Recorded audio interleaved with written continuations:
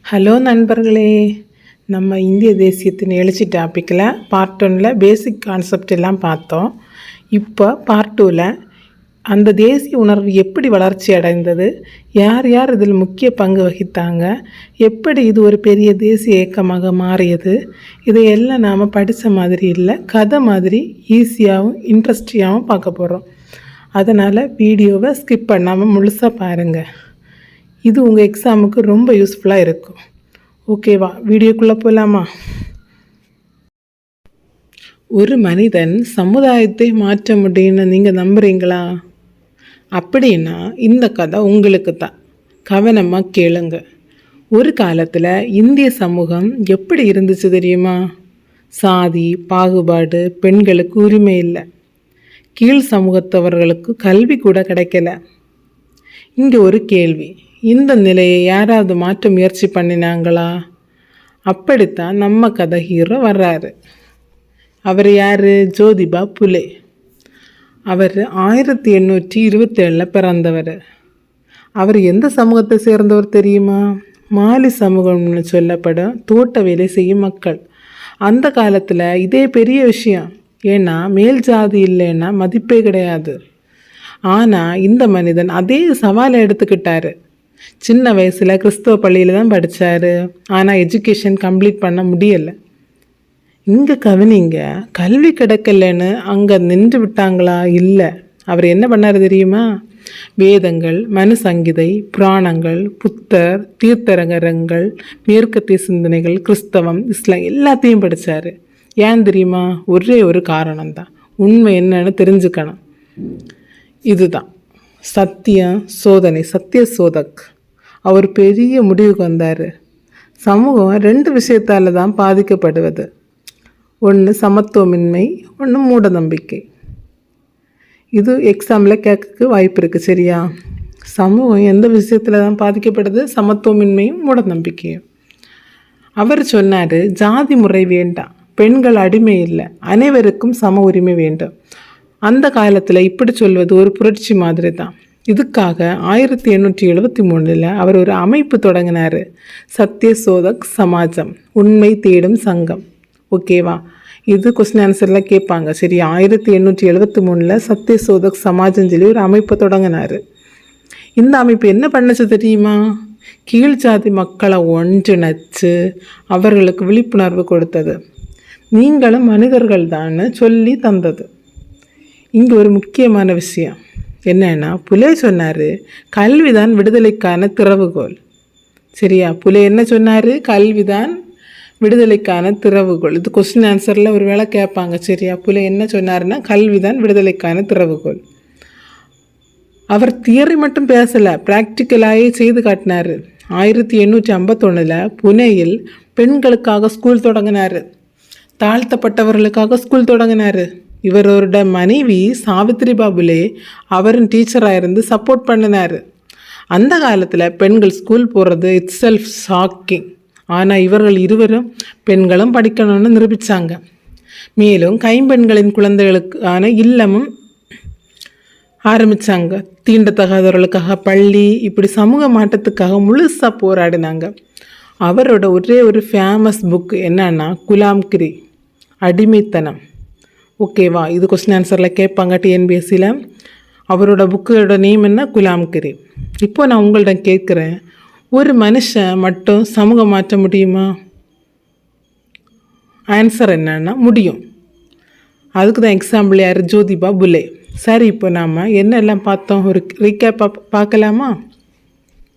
சத்திய சோத சமாஜம் யார் ஆரம்பித்தாங்க? ஜோதிபா புலே. எப்போ ஆரம்பித்தாங்க? 1873. அவர் சொல்ல வந்த மெயின் ஐடியா என்ன? கல்விதான் விடுதலைக்கான திறவுகோல். முக்கிய புத்தகம் என்ன? குலாம்கிரி. ஓகேவா? இது நான் உங்களுக்கு கதை மாதிரி எக்ஸ்பிளைன் பண்ணியிருக்கேன். இனி கொஸ்டின் ஆன்சர் வீடியோ பார்ப்போம். நெக்ஸ்ட் நம்ம பார்க்க போகிற டாபிக் பண்டித ராமாபாய்.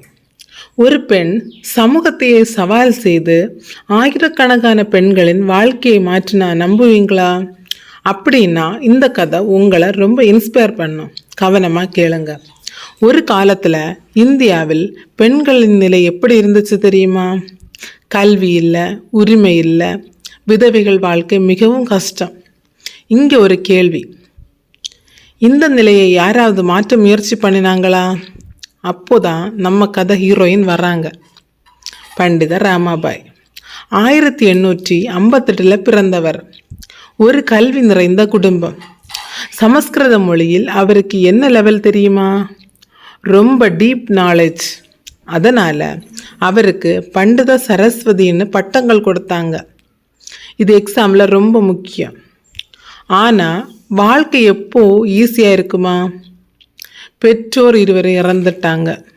அதுக்கப்புறம் ராமாபாயும் அவரோட அண்ணனும் நாடு முழுக்க சுற்றி திரிஞ்சாங்க.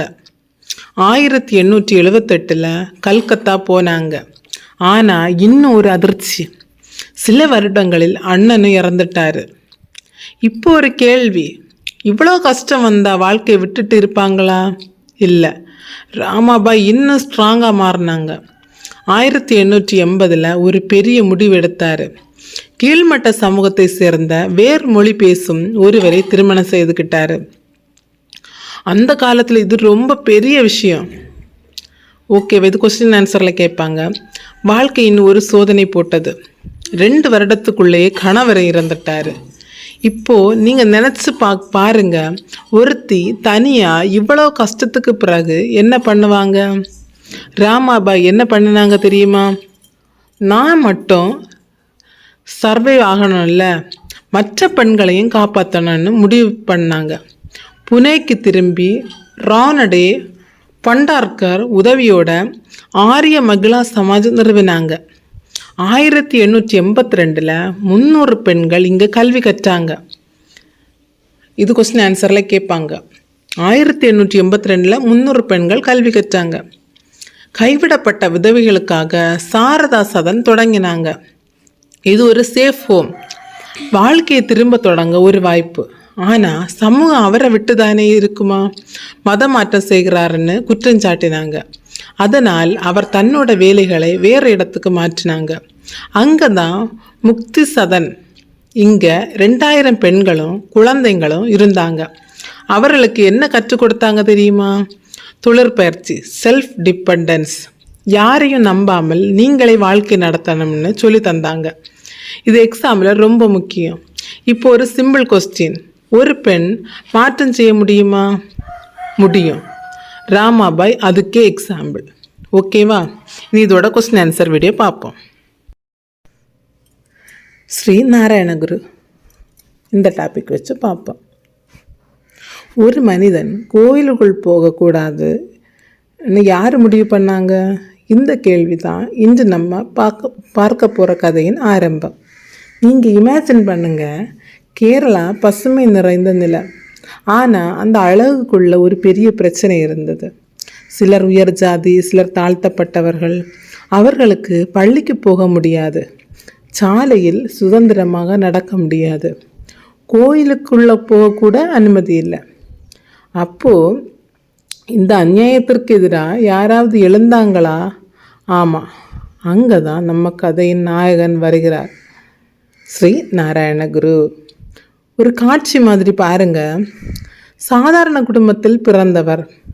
ஈழவ சமூகம். ஈழவ சமூகம்னா என்னது? கள் இறக்கும் தொழில் செய்த மக்கள். ஆனால் மனசுக்குள்ள ஒரு பெரிய கேள்வி, ஏன் மனிதர்களுக்கு வேறுபாடு? இதே கேள்விதான் அவரை ஒரு பெரிய சமூக மாற்றத்துக்கு கொண்டு போச்சு. 1902 அவர் ஒரு அமைப்பு தொடங்கினார், ஸ்ரீ நாராயணகுரு தர்ம பரிபாலன யோகம். இந்த பாயிண்ட் 1 வேர்டில் கேட்பாங்க. இந்த அமைப்பு என்ன செய்தது தெரியுமா? மக்கள் தங்களுக்கான அடிப்படை உரிமைகளை கேட்க ஆரம்பித்தார்கள். பள்ளியில் சேரும் உரிமை, அரசு வேலை கிடைக்கும் உரிமை, சாலையில் சுதந்திரமாக நடக்கும் உரிமை, கோயிலுக்குள் செல்வதற்கான உரிமை, அரசியல் பிரதிநிதித்துவம்.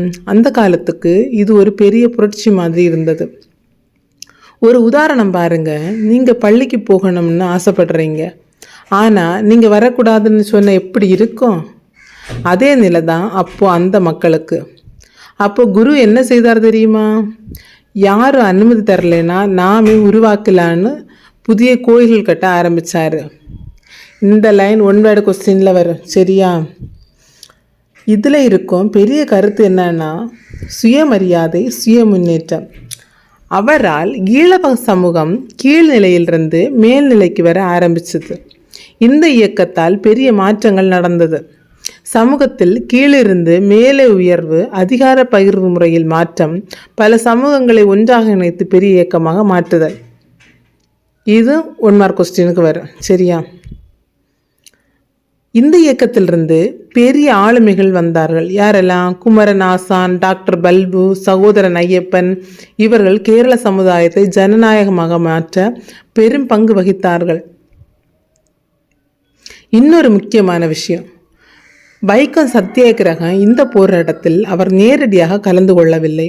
ஆனால் கோவிலை சுற்றியுள்ள சாலைகளில் ஈழவர்கள் நடக்க வேண்டும் என்று போராட்டங்களை ஏற்பாடு செய்தார்.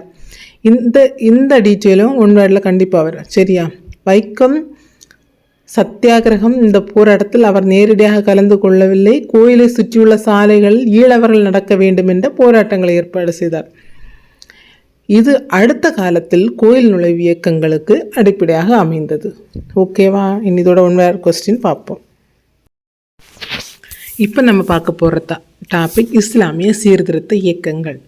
1857 நடந்த அந்த பெரிய கிளர்ச்சி ஒரு சமூகம் முழுக்க பின்னாடி போயிட காரணமாக இருந்துச்சுன்னா நம்புவீங்களா? அதுதான் இன்னும் நம்ம பார்க்க போகிற கதையின் தொடக்கம். காட்சியை பாருங்க.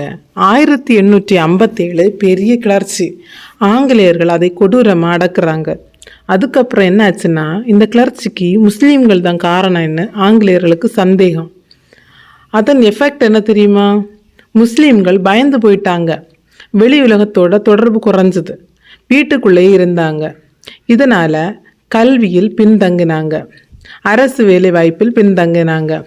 அப்போது ஒரு கேள்வி, இந்த நிலை எப்போதாவது மாறுமா?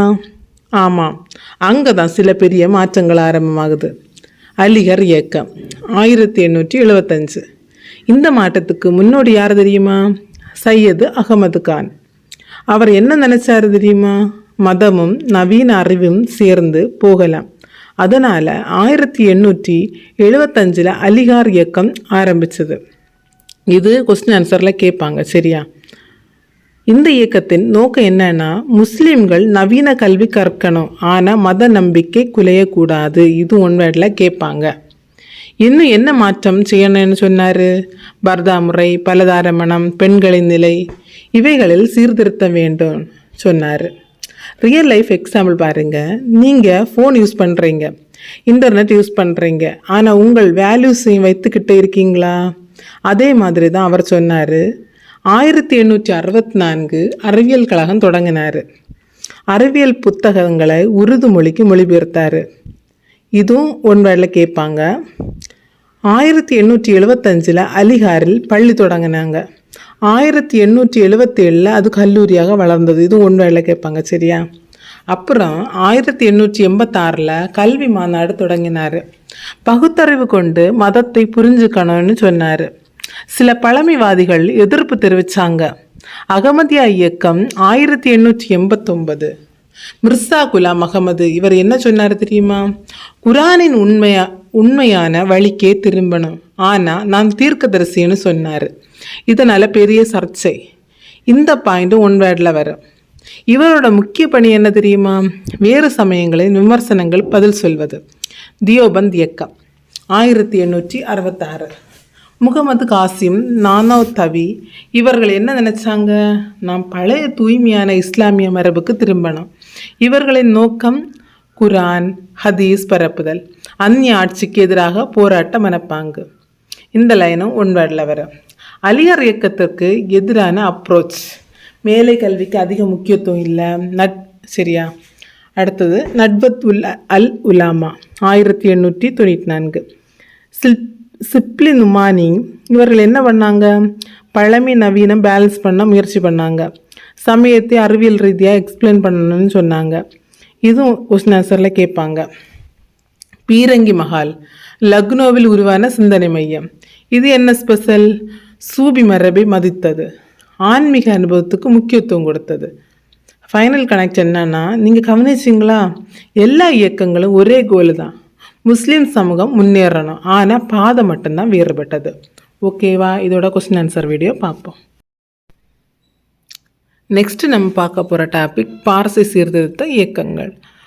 ஒரு சிறிய சமூகம் இந்தியாவிலேயே மிக அதிகம் முன்னேறிய சமூகம் ஆகி இருந்துச்சுன்னா எப்படி சாத்தியமா? அதுதான் இன்னும் நம்ம பார்க்க போகிற ரொம்ப இன்ட்ரெஸ்டிங் கதை. காட்சியை இமேஜின் பண்ணுங்க. பல நூற்றாண்டுகளுக்கு முன்பு பாரசீகத்தில் ஈரான் ஒரு சமூகம். ஜொராஸ்ட்ரியர்கள் அங்கே அடக்குமுறைக்கு உள்ளானாங்க. அப்போ என்ன பண்ணாங்க தெரியுமா? எல்லாத்தையும் விட்டு இந்தியாவுக்கு வந்து குடியேறினாங்க. மேற்கு கடற்கரை பகுதிகளில் செட்டில் ஆனாங்க. ஒரு கொஸ்டின், புதிய நாடு புதிய வாழ்க்கை, இவர்கள் எப்படி முன்னேறினாங்க? பதில் என்னன்னா, இவர்கள் ஒரு வணிக சமூகம். மெல்ல மெல்ல பணம் சம்பாதிச்சாங்க, செல்வம் வளர்ந்தது, சமூகம் ஸ்ட்ராங்காக அமைஞ்சது. ஆனால் 19ஆம் நூற்றாண்டில் ஒரு புதிய காற்று வீசுது, சீர்திருத்த என்ற காற்று.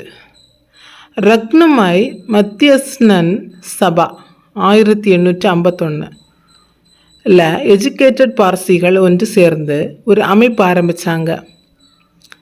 ரக்னுமாய் மத்தியஸ்னன் சபா இது எக்ஸாமில் ரொம்ப முக்கியம், இது எக்ஸாமில் ரொம்ப கேட்பாங்க. இந்த அமைப்பின் நோக்கம் என்னன்னா, பார்சி சமூகத்தை முன்னேற்றணும், ஜொராஸ்ட்ரிய மதத்தை தூய்மையாக்கணும். இதுவும் கொஸ்டின் ஆன்சரில் கேட்பாங்க.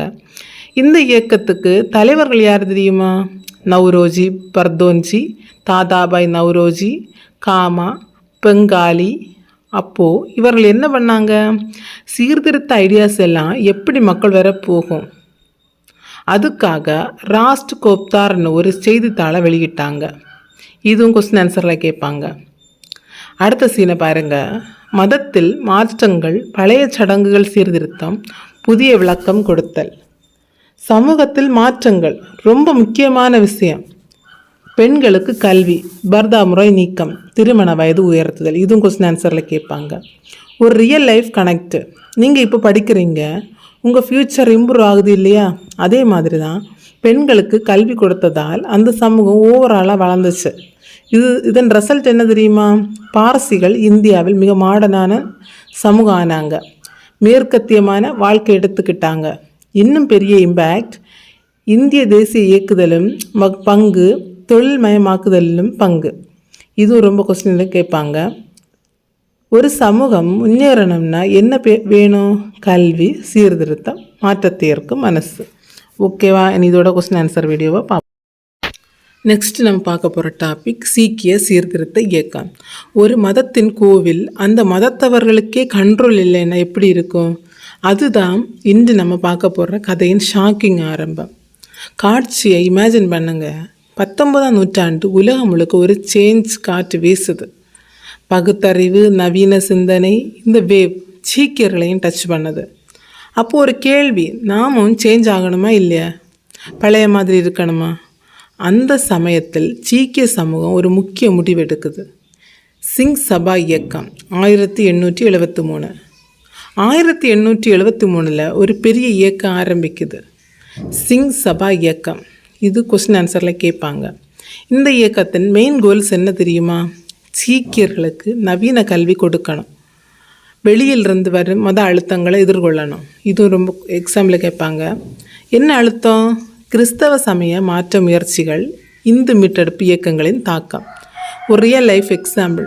நீங்கள் ஒரு ஸ்கூலில் படிக்கிறீங்க, அங்கே யாராவது நீங்கள் இந்த குரூப் விட்டு வெளியே வாங்கன்னு இன்ஃப்ளூயன்ஸ் பண்ணினா எப்படி இருக்கும்? அதே சிச்சுவேஷன் தான் அப்போது இருந்தது. அடுத்த சீன், இந்த சிங் சபா இயக்கத்திலிருந்து இன்னொரு பவர்ஃபுல் மூமெண்ட் வருது, அகாலி இயக்கம். இது சிங் சபா இயக்கத்தின் கிளை இயக்கம். இது ஒரு எக்ஸாம்பிள் கேட்பாங்க. இவர்கள் என்ன ப்ராப்ளம் ஃபேஸ் பண்ணாங்க தெரியுமா? சீக்கியர்களின் கோயில்கள், குருத்வாரா ஊழல் நிறைந்த மத குருமார்களின் கண்ட்ரோலில் இருந்தது. அதாவது கோவில் இருந்தாலும் அதுக்கு ரியல் கண்ட்ரோல் சீக்கியர்களுக்கே இல்லை. அப்போது அகாலி இயக்கம் என்ன பண்ணுச்சு? இந்த கண்ட்ரோல் நம்ம கையில் வரணும்னு போராடினாங்க. இது எக்ஸாம்பிள் கேட்பாங்க. குருத்வாராக்களை ஊழலிருந்து விடுவித்தல், சரியான நிர்வாகம் கொண்டு வருதல், அடுத்த முக்கிய சீன் என்னென்னா, அரசு இதை பார்த்து ஆக்ஷன் எடுத்தது. 1922 சட்டம் கொண்டு வந்தது. 1925 திருத்தம் செய்யப்பட்டது. இது எக்ஸாம்பிள் கேட்பாங்க. அதன் பிறகு என்ன ஆச்சுன்னா, சீக்கிய குருத்வாராக்கள் சிரோன்மணி குருத்வாரா பிரபந்த கமிட்டி கண்ட்ரோலுக்கு வந்தது. இது எக்ஸாம்பிள் கேட்பாங்க. ஒரு சமூகம் முன்னேறணும்னா என்ன செய்யணும்? கல்வி வேண்டும், தன் அடையாளத்தை காப்பாற்றணும், தவறுகளை திருத்தணும். ஓகேவா? இதுதான் சீக்கிய சீர்திருத்த இயக்கம். இனி கொஸ்டின் ஆன்சர் வீடியோ பார்ப்போம். ஒரு மனிதன் சாதி வேறுபாடு வேண்டாம், எல்லாருக்கும் சாப்பாடு வேண்டும்னு சொன்னதுக்காக எதிர்ப்பு சந்திச்சாருன்னா நம்புவீங்களா? அதுதான் இன்று நம்ம பார்க்க போகிற ரொம்ப பவர்ஃபுல் கதை. காட்சி இமேஜின் பண்ணுங்கள். தமிழ்நாடு வட இந்திய சீர்திருத்த இயக்கங்கள் இன்ஃப்ளூயன்ஸ் பண்ணியிருக்கு. பிரம்ம சமாஜம், ஆரிய சமாஜம் இவங்க எல்லாம் கிளைகள் ஆரம்பிச்சிருக்கு. அப்போது ஒரு கேள்வி, தமிழ்நாட்டுக்கு தனியாக எந்த சேஞ்ச் வரலையா? ஆமாம், வந்துச்சு. அதுவும் ரொம்ப பவர்ஃபுல்லாக. ராமலிங்க அடிகள், வள்ளலார். ஒரு சீன் பாருங்கள். சிதம்பரத்திற்கு அருகே ஒரு எளிய குடும்பம், அதில் பிறந்த ஒரு பையன். பெரிய ஃபார்மல் எஜுகேஷன் இல்லை, ஆனால் எக்ஸ்ட்ராடினரி அறிவு. தேவாரம், திருவாசகம் கேட்டாலே மனசு உருகிடும். அவரும் அப்படியே மனதை தொடும் பாடல்கள் எழுத ஆரம்பித்தார். ஆனால் அந்த காலத்தில் சுச்சுவேஷன் எப்படி இருந்துச்சுன்னா, சைவ சமயம் சில மடங்களில் கண்ட்ரோல் இருந்துச்சு. திருவாடுதுறை, தர்மபுரம், திருப்பனந்தாள். இப்போ வள்ளலார் என்ன பண்ணார் தெரியுமா? பழைய சிந்தனைகளை சேலஞ்சு பண்ணினார். மதவெறி எதிர்ப்பு, பகுத்தறிவற்ற பழக்கங்களுக்கு எதிர்ப்பு. இது கொஸ்டின் ஆன்சரில் கேட்பாங்க. பழைய சிந்தனைகளை சேலஞ்ச் எதில் பண்ணாருன்னா, மதவெறி எதிர்ப்பு, பகுத்தறிவற்ற பழக்கங்களுக்கு எதிர்ப்பு. அவர் சொன்ன முக்கியமான விஷயம் என்னன்னா, உள்ளுணர்வால் கடவுளை உணரணும். ஒரு எக்ஸாம்பிள், நீங்கள் யாரையாவது உண்மையாக ஹெல்ப் பண்ணீங்கன்னா அதுதான் ரியல் டிவோஷன் இல்லையா? அதே கான்செப்ட் தான் அவர் சொன்னார். அடுத்த பவர்ஃபுல் சீன், வடலூரில் ஒரு இடம், சத்திய தர்மசாலை. ஏழைகளுக்கு உணவு கொடுக்க ஆரம்பித்தார். இது கொஸ்டின் ஆன்சரில் கேட்பாங்க. எங்கே ஏழைகளுக்கு உணவு கொடுத்தாருன்னு? வடலூர். சரியா? இன்னும் பெரிய விஷயம் என்ன தெரியுமா? பஞ்சம், நோய் வந்த காலத்தில் சாதி மதம் பார்க்காமல் எல்லோருக்கும் உணவு. அப்போது அவர் ஃபாலோவர்ஸை எப்படி கனெக்ட் பண்ணார்? சத்திய ஞான சபைன்னு ஒரு அமைப்பு ஆரம்பித்தார். இங்கே தான் ட்விஸ்ட்டு. பழைய சைவ அமைப்புகளுக்கு இது பிடிக்கலை, கன்ஃப்ளிக்ட் ஆரம்பித்தது. அவருடைய பாடல்கள் திருவருட்பான்னு வெளியானது 1867. சிலர் என்ன சொன்னாங்க தெரியுமா? இது தெய்வ நிந்தனைன்னு எதிர்ப்பு தெரிவித்தாங்க. ஆறுமுக நாவலர் தலைமையில் எதிர்ப்பு வந்தது. ஆனால் ஸ்டோரி எப்படி முடிஞ்சிச்சுன்னு தெரியுமா? இறுதியில் வள்ளலாரின் சிந்தனை அக்செப்ட் பண்ணப்பட்டது. ஒரு மனிதன் அன்பை முக்கியம்னு நினச்சா, மனிதனை மதிச்சா ஒரு சமூகம் முழுக்க சேஞ்ச் ஆக முடியும். ஓகேவா? இதோட கொஸ்டின் ஆன்சர் வீடியோ பார்ப்போம். நெக்ஸ்ட்டு நம்ம பார்க்க போகிற டாபிக் பௌத்தத்தின் மீட்டுருவாக்கமும் அயோத்திதாச பண்டிதரும். ஒரு காலத்தில் முழுக்க மறைந்த மதம் மீண்டும் உயிர் பெற்று வந்துச்சுன்னா நம்புவீங்களா? சரி, இன்று நம்ம ஒரு இன்ட்ரெஸ்டிங் ஸ்டோரி பார்க்க போகிறோம். பௌத்தம் எப்படி மீண்டு வந்தது? அயோத்திதாச பண்டிதர் யாருன்னு இமேஜின் பண்ணுங்க. தமிழ்நாடு பல நூற்றாண்டுகளுக்கு முன் பௌத்தம் என்ற மதம் இருந்தது. மக்கள் அதை ஃபாலோ பண்ணினாங்க. ஆனால் 2000 ஆண்டின் ஆரம்பத்திலேயே அது மெதுவாக முழுக்க மறைஞ்சு போச்சு. ஒரு பெரிய மதம் எப்படி அப்படி மறைஞ்சிச்சுன்னு உங்களுக்கு டவுட் வரலையா? ஆனால் ஸ்டோரி இங்கே தான் ட்விஸ்ட். 1800 இறுதியில் சும்மா இருந்த பௌத்தம் சடன்லி மீண்டும் உயிர் பெற ஆரம்பித்தது. ஏன் தெரியுமா? சில பழமையான புத்தகங்கள், சீவக சிந்தாமணி 1887, மணிமேகலை 1898, இவையெல்லாம் அச்சில் வெளியானது. அதாவது மக்கள் மீண்டும் மீண்டும் படிக்க ஆரம்பித்தாங்க. இது எக்ஸாமில் கேட்பாங்க. சரியா? இப்போ நம்ம ஸ்டோரியில் ஹீரோ என்ட்ரி. அயோத்திதாச பண்டிதர் 1845 முதல் 1914 வரை அவரது வாழ்க்கை காலம். ஒரு சாதாரண மருத்துவர் மட்டும் இல்லை, பல விஷயங்களில் எக்ஸ்பர்ட்டு. உங்களுக்கு ஒரு கொஸ்டின், ஒரு டாக்டர் எப்படி ஒரு பெரிய சமூக மாற்றத்துக்கு காரணமாக இருக்க முடியும்? இதுதான் ஆன்சர். அவர் யாரால் இன்ஸ்பயர் ஆனார் தெரியுமா? Henry Olcott. இவர் ஒரு பெரிய திங்கர், பிரம்மஞான சபையோட தொடர்பு இருந்தவர். அவரின் இன்ஃப்ளூயன்ஸில் அயோத்திதாசர் புதிய யோசனை ஆரம்பித்தார். 1890களில் அவர் ஒரு போல்டு ஸ்டேட்மெண்ட் சொன்னார். ஆதி திராவிடர்களே உண்மையான பௌத்தர்கள். அதுக்கு மேலே வேத பிரமாணியத்தை எதிர்த்தால்தான் அவர்களை தீண்டத்தகாதவர்கள்னு மாற்றிட்டாங்க. இதுவும் எக்ஸாம்பிள் கேட்பாங்க. அவர் என்ன பண்ணார் தெரியுமா? பழைய தமிழ் இலக்கியங்களை எடுத்தார், மீண்டும் படித்தார். இது வேறு மாதிரி அர்த்தம் இருக்குன்னு புதிய விளக்கம் கொடுத்தாரு. இதை தான் மறுவாசிப்புன்னு சொல்லுவாங்க. இது எக்ஸாமில் கேட்பாங்க. அடுத்த ஸ்டெப் என்னன்னா, அவர் மக்கள்கிட்ட சொன்னார், நீங்கள் பௌத்த மதத்துக்கு திரும்பலாம். பலர் அவரை ஃபாலோ பண்ண ஆரம்பித்தாங்க. குறிப்பாக வட தமிழகத்தில் கோலார் தங்கவயல் வேலைக்காரர்கள் கூட அவரை ஃபாலோ பண்ண ஆரம்பித்தாங்க. இந்த மூமெண்ட்டில் இன்னும் சில பேர் ஜாயின்ட் ஆனாங்க. சிங்காரவேலர், லட்சுமி நரசு, இவங்களும் முக்கியமானவர்கள். இதுவும் எக்ஸாம்பிள் கேட்பாங்க. ஒரு அடுத்த முக்கியமான சீனு, 1908 அயோத்திதாசர் ஒரு நியூஸ் பேப்பர் ஆரம்பித்தார். பெயர் ஒரு பைசா தமிழன், பின்னர் தமிழன். அவர் இறக்கும் வரைக்கும் இதை நடத்தினார். இதுவும் எக்ஸாம்பிள் ரொம்ப கேட்பாங்க.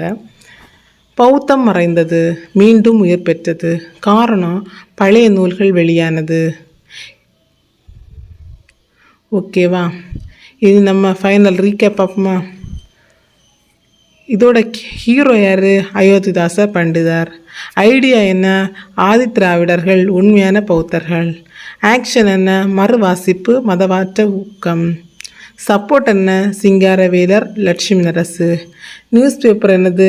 ஒரு பைசா தமிழன். சரி, இப்போ நான் உங்கள்கிட்ட கேட்குறேன், அயோத்திதாசர் எந்த ஆண்டு நியூஸ் பேப்பர் ஆரம்பித்தார்? கமெண்டில் ஆன்சர் சொல்லுங்கள் பார்ப்போம். இனி நம்ம நெக்ஸ்ட்டு கொஸ்டின் ஆன்சர் பார்ப்போம். நம்ம இப்போ பார்க்க போகிற டாபிக் என்னன்னா, கிறிஸ்தவ சமய பரப்பு நிறுவனங்கள். ஒரு வெளிநாட்டு ஆட்சி இந்திய மக்களின் மத விஷயங்களில் தலையிடலேன்னு முடிவு எடுத்துச்சு. ஏன் தெரியுமா? நண்பர்களே, இன்னும் நம்ம பார்க்க போகிற டாபிக் கிறிஸ்தவ சமய பரப்பு நிறுவனங்கள். இமேஜின் பண்ணுங்க, இந்தியாவில் பல வெளிநாட்டு ஆட்சிகள் வந்துச்சு. முஸ்லீம் மன்னர்கள் வந்தாங்க, அப்புறம் ஆங்கிலேயர்கள் வந்தாங்க. ஆனால் ஒரு இன்ட்ரெஸ்டிங் விஷயம் என்னன்னா, ஆங்கிலேய கிழக்கிந்த கம்பெனி என்ன பண்ணுச்சு தெரியுமா? நாங்கள் மத விஷயத்தில் நியூட்ரலாக இருக்கணும்னு முடிவெடுத்துச்சு. ஏன் இப்படி செஞ்சாங்க? இதுக்கு ரீசன் ரொம்ப இன்ட்ரெஸ்டிங். போர்த்துகீசியர்கள் என்ன பண்ணாங்க? அவர்கள் இந்தியாவில் கட்டாயமாக மத மாற்றம் செய்ய முயற்சி பண்ணாங்க. அதோட ரிசல்ட் என்ன தெரியுமா? அவர்கள் பவர் குறைய ஆரம்பிச்சது. இதை பார்த்த ஆங்கிலேயர்கள் இது நமக்கு ஆகக்கூடாதுன்னு நினச்சாங்க. அதனால தான் மதப்பரப்பாளர்கள் நம்ம ஆட்சி பகுதிக்குள் வரக்கூடாதுன்னு தடை போட்டாங்க. இது எக்ஸாம்பிள் கேட்பாங்க. 1793 2 பேர் இந்தியாவுக்கு வந்தாங்க, வில்லியம் கேரியும் ஜான் தாமஸும். அவர்களோட கோல் என்ன தெரியுமா? கிறிஸ்தவ சமயத்தை பரப்பணும். ஆனால் ப்ராப்ளம் என்னன்னா, கம்பெனி அலோவ் பண்ணலை. அப்போது அவர்கள் என்ன பண்ணாங்க தெரியுமா? டேனிஷ் ஆட்சியில் இருந்த செராம்பூருக்கு போய் தங்கினாங்க. அங்கேயே அவர்கள் நின்றுட்டாங்களா? இல்லை. 1799 கேரி, ஜோசுவா மார்ஸ்மேன், வில்லியம் வார்டு சேர்ந்து செராம்பூர் மிஷன் ஆரம்பித்தாங்க. இது எக்ஸாமில் கேட்பாங்க, ரொம்ப இம்பார்ட்டண்ட். நண்பர்களே, இவர்கள் தான் இந்தியாவுக்கு வந்த முதல் இவாஞ்சலிக்கல் பாப்டிஸ்ட் மிஷனரிஸ்.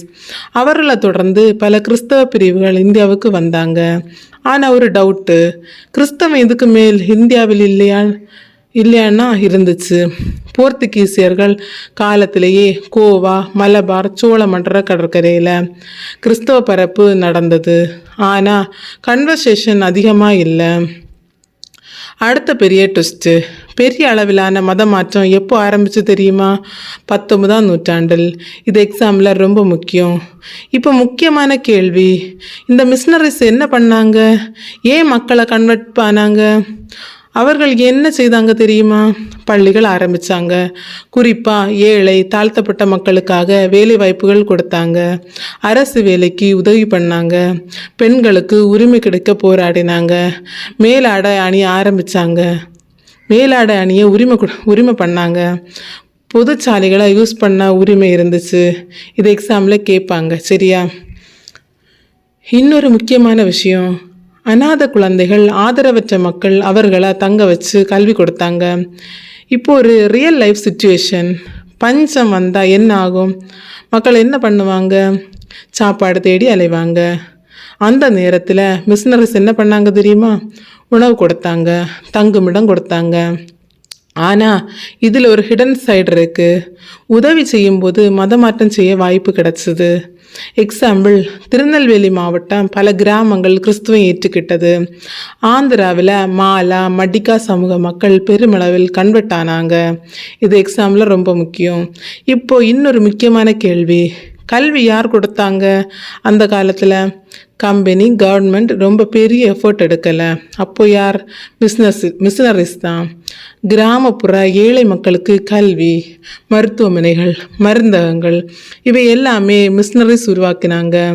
இது எக்ஸாமில் ரொம்ப முக்கியம். நண்பர்களே, இந்த கதையில் நாம் என்ன புரிஞ்சுக்கணும்? மிஷினரிஸ் வந்தது மதம் பரப்ப மட்டும் இல்லை, சமூக மாற்றமும் கொண்டு வந்தாங்க. கல்வி, மருத்துவம், உரிமைகள் கொடுத்தாங்க.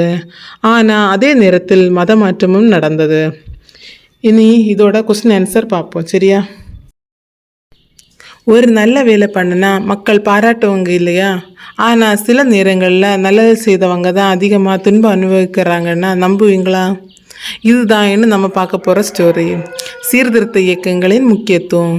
ஒரு காலத்தில் சமூகம் எப்படி இருந்துச்சுன்னா, சில பேர் மட்டும் எல்லா அதிகாரமும் வச்சுருந்தாங்க, மற்றவர்களுக்கு சுதந்திரமோ உரிமையோ கிடையாது. அந்த நேரத்தில் சிலர் வந்தாங்க, இது சரியில்லை, மாற்றம் வேண்டும்னு சொல்ல ஆரம்பித்தாங்க. இவர்கள் தான் சீர்திருத்தவாதிகள். ஆனால் அடுத்து என்னாச்சுன்னு தெரியுமா? இந்த மாற்றத்துக்கு எல்லாருமே சப்போர்ட் பண்ணலை. குறிப்பாக வைதிக பிரிவை சேர்ந்தவர்கள் இது எங்கள் பழமையான நம்பிக்கைக்கு எதிராக இருக்குன்னு சொல்லி இந்த சீர்திருத்தவாதிகளை தூற்றினாங்க, அடக்குமுறைக்கு உட்படுத்தினாங்க, அவர்களுக்கு எதிராக ஆணைகள் பிறப்பிச்சாங்க. சில சமயம் கொலை முயற்சிகளும் நடந்துச்சு. இவ்வளோ பிரச்சனைகள் வந்ததுக்கு அப்புறமும் அவர்கள் நின்றாங்களா? இல்லை. அவர்கள் பயந்தாங்களா? இல்லை. அவர்கள் தொடர்ந்து போராடினாங்க. இது எக்ஸாமில் ரொம்ப முக்கியம்.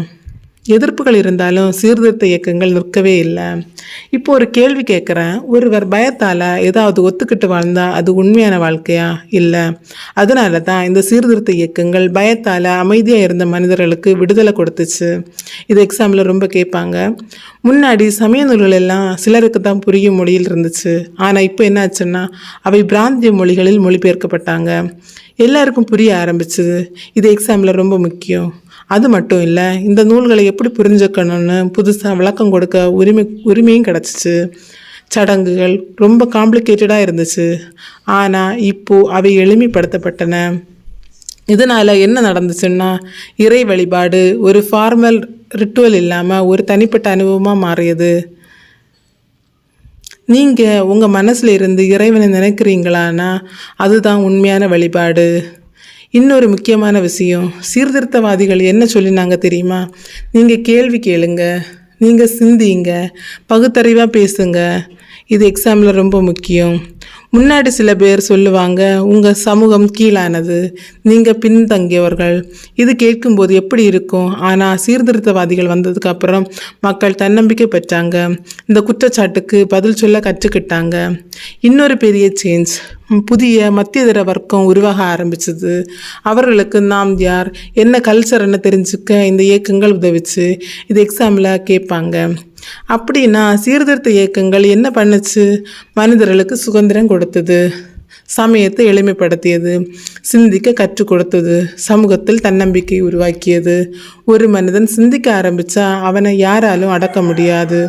அதுதான் இந்த சீர்திருத்த இயக்கங்களின் உண்மையான சக்தி. நம்ம நெக்ஸ்ட் கொஸ்டின் ஆன்சர் வீடியோ பார்ப்போம். அப்படின்னா நண்பர்களே, நம்ம இந்த லெசன் முழுக்க பார்த்தது என்னன்னா, சீர்திருத்த இயக்கங்கள் எப்படி சமூகத்தில் மாற்றத்தை கொண்டு வந்துச்சு, மனிதர்களை சிந்திக்க வச்சது, அடக்குமுறைக்கு எதிராக நிற்க தைரியம் கொடுத்தது. அந்த மாற்றங்களின் முடிவில் என்ன நடந்துச்சு தெரியுமா? நம்ம சமூகம் மெதுவாக நவீனத்தை நோக்கி நகர ஆரம்பிச்சது, பழைய கட்டுப்பாடுகள் உடைந்தது, புதிய சிந்தனைகள் உருவானது, கல்வி, சமத்துவம், பகுத்தறிவு வளர்ந்தது. இதுதான் இந்த லெசனில் அல்டிமேட் பாயிண்ட். ஒரு சமூகம் சேஞ்ச் ஆகணும்னா யாராவது ஒரு பேர் ஏன்னு கேட்கணும். அதுதான் இந்த சீர்திருத்த இயக்கங்கள் நமக்கு கற்றுக் கொடுக்குது. இந்த லெசன் உங்களுக்கு கிளியராக புரிஞ்சிச்சுன்னா லைக் பண்ணுங்கள், உங்கள் ஃபீட்பேக் கமெண்ட் கீழே சொல்லுங்கள், உங்கள் நண்பர்களுக்கும் ஷேர் பண்ணுங்கள். டிஎன்பிஎஸ்சி ஈஸியாக படிக்கணும்னா சப்ஸ்கிரைப் பண்ணிவிட்டு பெல் ஐக்கான் ப்ரெஸ் பண்ண மறக்காதீங்க. நன்றி நண்பர்களே. அடுத்த வீடியோவில் இன்னும் ஒரு இன்ட்ரெஸ்டிங் டாப்பிக்கோடு சந்திப்போம். Until then, keep learning, keep growing.